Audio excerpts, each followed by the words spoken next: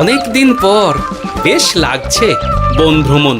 মাঝে মাঝে কাজের ফাঁকে এইসব জায়গায় এলে মন খুব ভালো লাগে।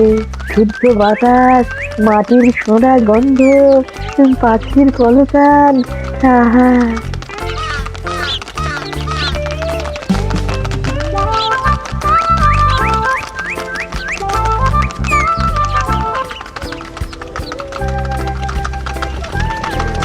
মহারাজের রথ থামছে।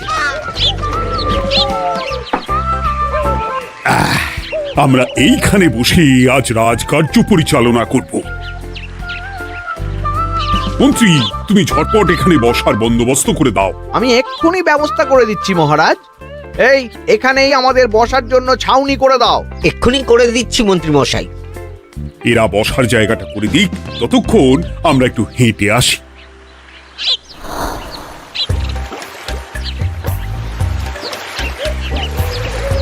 সকালবেলা হাঁটা শরীরের পক্ষে খুব ভালো মহারাজ।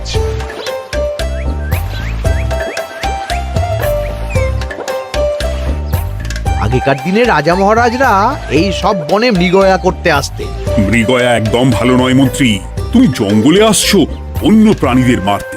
কেন মারবে? ওরা তো তোমার কোনো ক্ষতি করেনি। না, তা করেনি, কিন্তু তখন ওটা রাজা মহারাজাদের খেলা ছিল। শুনেছি আপনার প্রপিতামহ খুব ভালো বাঘ শিকার করতেন, অনেক বাঘ মেরেছেন।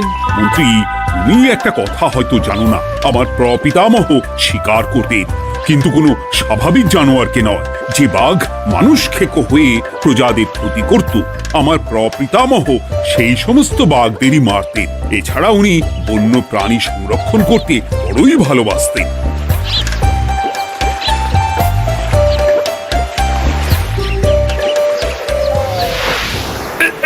উফ, এটা আবার কি?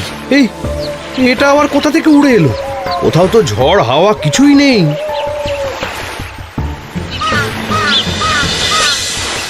একটা ধাঁধা মহারাজ, এই কাগজে লেখা। ধাঁধা? পড়ো দেখি।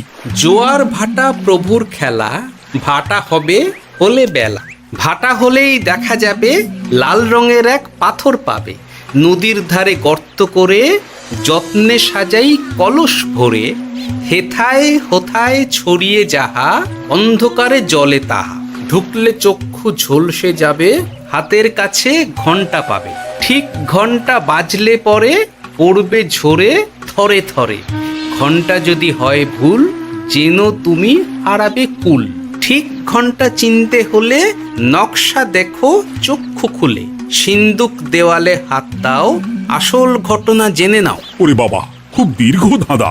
তা মন্ত্রী, তুমি কিছু বুঝলে? এটা একটা গুপ্তধনের নকশা। এর মধ্যে গুপ্তধন কোথায় আছে তার একটা ধারণা দেওয়া আছে। গুপ্তধন? ওটা আমাকে পেতেই হবে, পেতেই হবে। দেখি দেখি একবার কাগজটা দাও। গোপাল, কাগজটা আগে আমার হাতে দাও, দেখি ভালো করে। এখন নদীতে জোয়ার চলছে গোপাল। একটু পরেই ভাটা শুরু হবে। হ্যাঁ, ভাটা না হলে কিচ্ছু বোঝা যাবে না।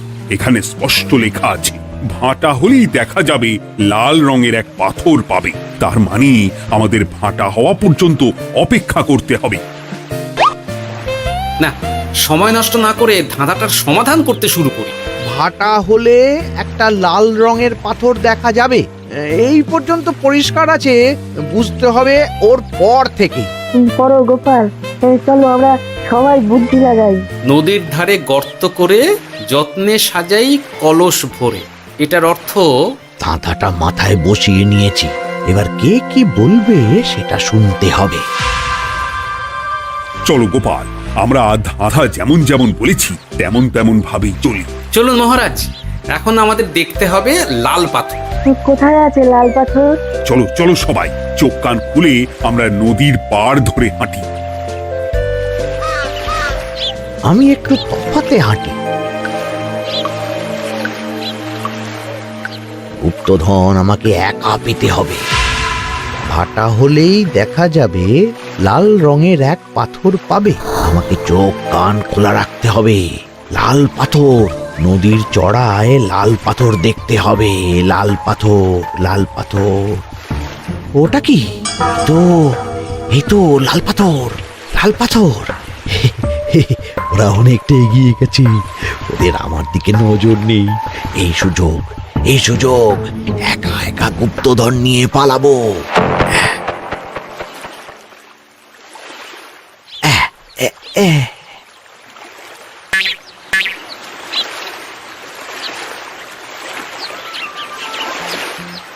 কি গো, আমরা তো হেঁটেই চলেছি, লাল পাথর তো কই দেখতে পাচ্ছি না।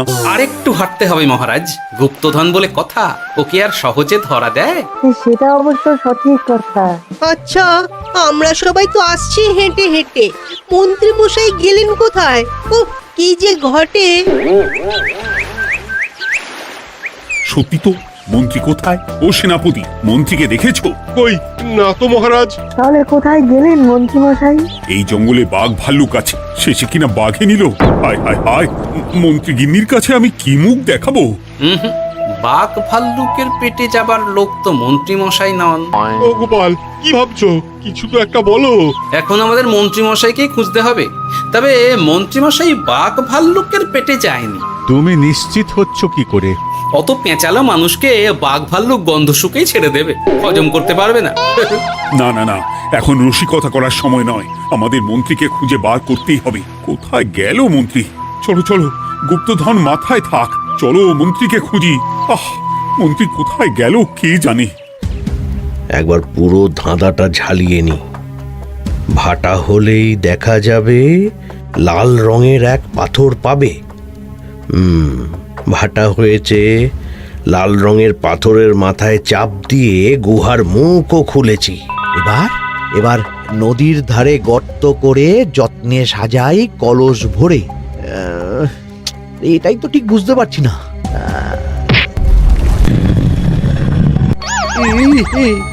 এই রে, এবার কি হবে? হ্যাঁ মহারাজ, কোথাও একটা আওয়াজ হলো। এই, আওয়াজটা কোন দিক থেকে হলো? চলুন সামনে এগিয়ে যাই। আমার মনে হয় আওয়াজটা সামনের দিক থেকে এলো। আমারও তাই মনে হলো। তবে কি মন্ত্রী মশাই লাল পাথরের হদিশ পেয়ে গেছেন? আমাদের চোখে পড়লো না, অথচ মন্ত্রী মশাইয়ের চোখে পড়ে গেল। আসলে আমরা কথা বলতে বলতে গেছি, তাই নজরে পড়েনি। মন্ত্রী মশাই একা একা আমাদের পেছন পেছন আসছিলেন। উনি ইচ্ছে করেই আমাদের পেছনে পেছনে আসছিলেন। নিজে একা গুপ্তধন নিয়ে যেতে চেয়েছিলেন, এখন কোথায় আছেন কে জানে।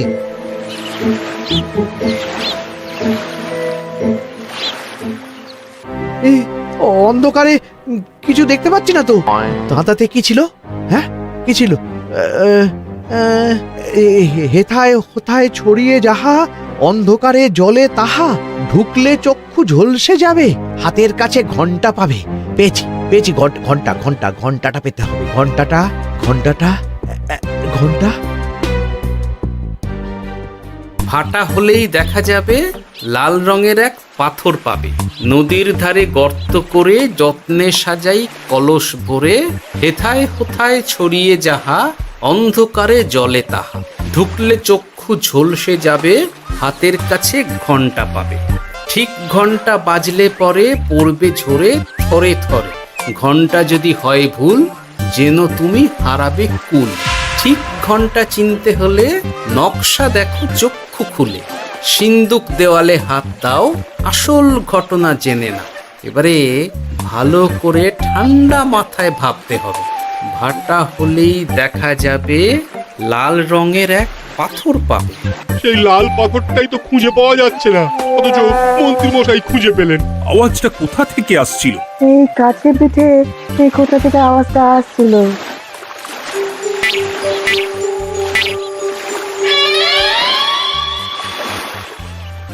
এই তো, এটাই মনে হয় সেই লাল পাথর। একটু নাড়িয়ে চাড়িয়ে দেখি তো কিছু হয় কিনা।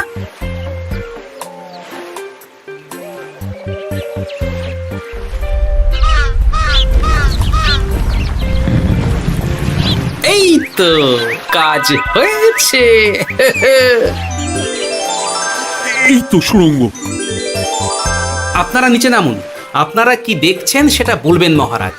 সবাই যদি নেমে যাই, যদি কোনো কারণে সুড়ঙ্গের মুখ বন্ধ হয়ে যায়, তাহলে আর আমরা বাইরে বেরোতে পারবো না মহারাজ। গোপাল ঠিকই বলেছে, আমরা দুজন বাইরে থাকি।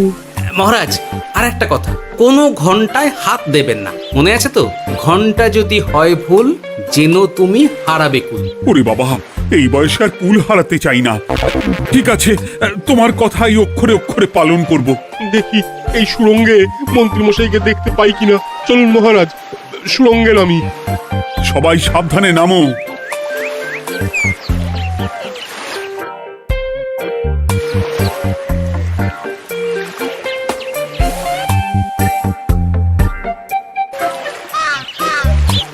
মহারাজ, ওখানে কি কি দেখতে পাচ্ছেন? ওখানে কি মন্ত্রী মশাই আছেন? না গোপাল, মন্ত্রীকে এখনো দেখতে পাইনি। শুধু আমি এখানে অজস্র পাথর দেখতে পাচ্ছি। পাথরে পাথরে ছয়লা, ছোট বড় অজস্র। পাথরগুলো বড় অদ্ভুত, কিরকম কিরকম মানুষ মানুষ করুন। লম্বা বেঁটে হরেক রকম। মানুষ মানুষ গরম, সেটা কি রকম? আর কিছু? কোনো কলসি কি দেখতে পাচ্ছেন? কলসি তো দেখতে পাচ্ছি না। মহারাজ, কলসি থাকতেই হবে, কারণ ধাঁধায় লেখা আছে নদীর ধারে যত্ন করে যত্নে সাজাই কলস ভরে। গর্তটা আসলে হলো সুড়ঙ্গ, কিন্তু কলস। মহারাজ, মহারাজ, এইদিকে এইদিকে একটা কলসের মতো কি যেন আছে। এইদিকে আসুন, এদিকে এদিকে। হ্যাঁ গোপাল, দেখতে পেয়েছি। এবার আমি যেরকম যেরকম বলবো সেই রকম সেরকমই করবেন। আমি বিজ্ঞানীকে নদী থেকে জল তুলে পাঠিয়ে দিচ্ছি। পাত্র কোথায় পাবে? আমাদের জল খাবার যে পাত্র আছে সেটা আনতে লোক পাঠাচ্ছি। ঠিক আছে। শুধু একটা কথা বলছি, আপনারা কেউই সুড়ঙ্গের ভেতরে কোনো কিছুতে হাত দেবেন না। কেন গোপাল? সব পরে বলবো, এখন আমি যা বলছি সেটা শুধু মনে রাখুন। সুড়ঙ্গের ভেতরে কিছুতে হাত দেবেন না। ঠিক আছে। প্রহরী, তুমি যাও, যেখানে আমাদের বসবার আয়োজন করা হয়েছে সেখানে গিয়ে একটা জলের পাত্র নিয়ে নদী থেকে জল ভরে নিয়ে এসো। গোপাল, মন্ত্রীমশাই কোথায় গায়েব হয়ে গেলেন? কোথাও গায়েব হয়ে যাননি বিজ্ঞানী, কোথাও গায়েব হয়ে যাননি উনি। উনি ওই সুড়ঙ্গের ভেতরেই আছেন। কিন্তু কেউ তো ওনাকে দেখতে পাননি। সম্ভবত পাথর হয়ে আছে। এখন কিভাবে পাথর হয়েছেন সেটা তো আমি বলতে পারবো না। সবটাই স্বপ্নের মতো লাগছে। ঠিক যেন স্বপ্নের মতো লাগছে। এই জীবনে সুরঙ্গ দর্শন হয়ে গেল। আমাদের পাতাল প্রবেশ। পাতালে আসিয়া আমি মনে মনে বলি, গুপ্তধন নিয়ে আমরা যেন সৎ পথে চলি। তোমার এখনো কাব্য আসছে সভাকবি? আসছে মানে কাব্যের সাথে আছে রোমাঞ্চ, করছে গা শীত, হচ্ছি আমি অধীর। মহারাজ, জল দিয়ে বিজ্ঞানীকে পাঠাচ্ছি। কি করতে হবে বিজ্ঞানীকে সব বলে দিয়েছি। তুমি ভেতরে আসবে না? আসবো ঠিক সময়ে। এখন আমি যেমন যেমন বলবো আপনি ঠিক তেমন তেমন করবেন। ঠিক আছে। বিজ্ঞানী, যেমন যেমন বললাম ঠিক তেমন তেমন ভাবে কলসিকে জল দিয়ে পরিষ্কার করবে। মনে রেখো, ধাঁধায় আছে কলসি সাজাই যতন কর। তুমি একটা কথা মনে রেখো বিজ্ঞানী, কোথাও হাত দিও না কিন্তু। ঠিক আছে গোপাল, তোমার উপস্থিত বুদ্ধির তুলনা নেই। আমি যাচ্ছি গোপাল। সাবধানে সাবধানে। মহারাজ, বিজ্ঞানী যাচ্ছে। সাবধানে নামো, সাবধানে। মহারাজ, কলসিটা কোথায়? ওই তো, একটু সাবধানে যাও।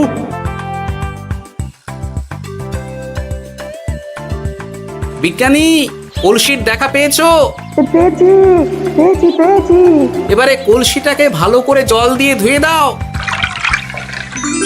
কলসির আলোয় সুড়ঙ্গ আলোকিত গোপাল। এরপর কি? ভালো করে দেখুন মহারাজ, কোথাও ঘন্টা দেখতে পাচ্ছেন কিনা। ঘন্টা? একটা তো নয়, সার সার ঘন্টা, অনেকগুলো ঘন্টা। সাবধান, ঘন্টায় হাত দেবেন না, শুধু দেখুন।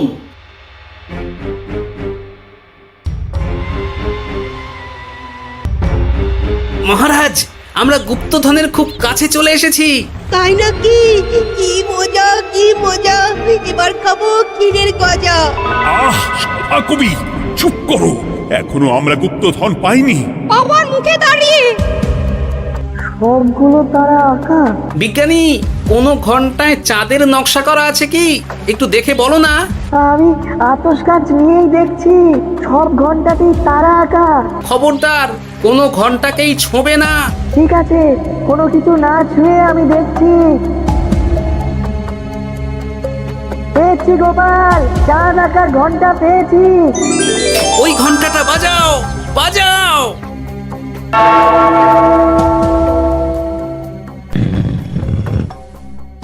গুপ্তধন পেয়েছেন মহারাজ? বাঁচাও বাঁচাও বাঁচাও।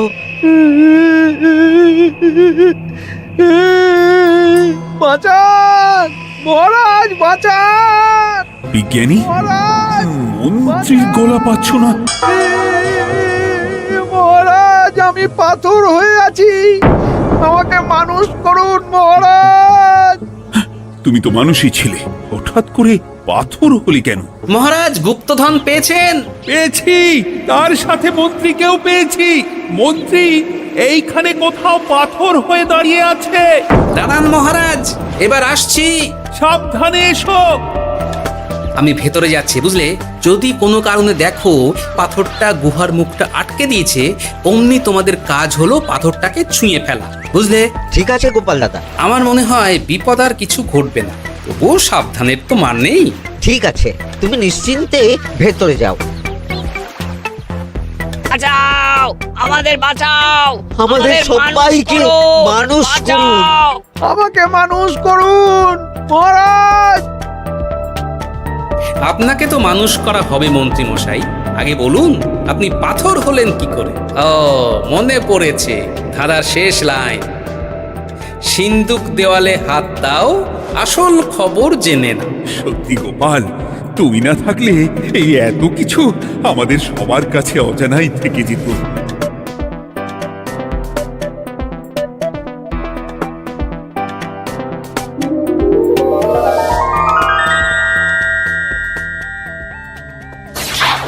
ধন্যবাদ আমাকে মুক্ত করার জন্য।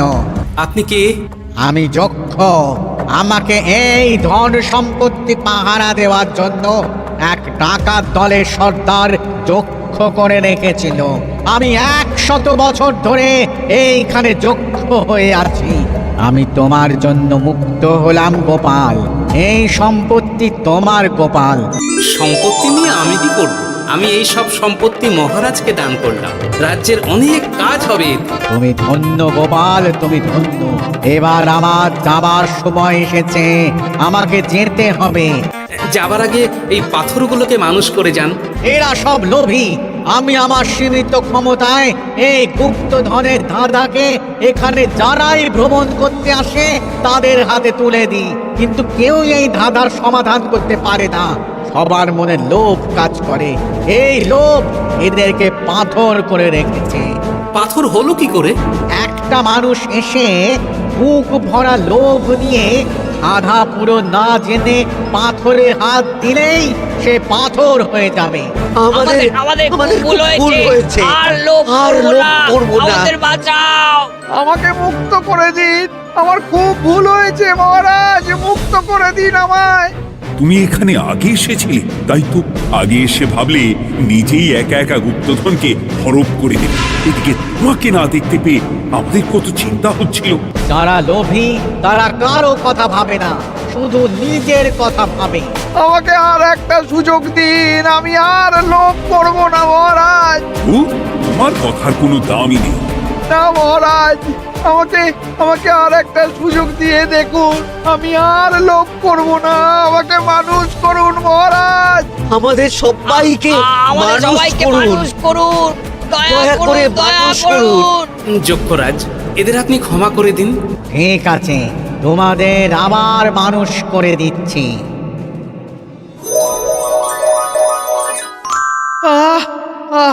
বাঁচলাম। এই রকম বারবার বাঁচা যাবে না, কিন্তু এবার সাপ ব্যাং যাই হবে না কেন ওইভাবেই থাকতে হবে, এই আমি বলে দিলাম। এবার আমার মুক্তি।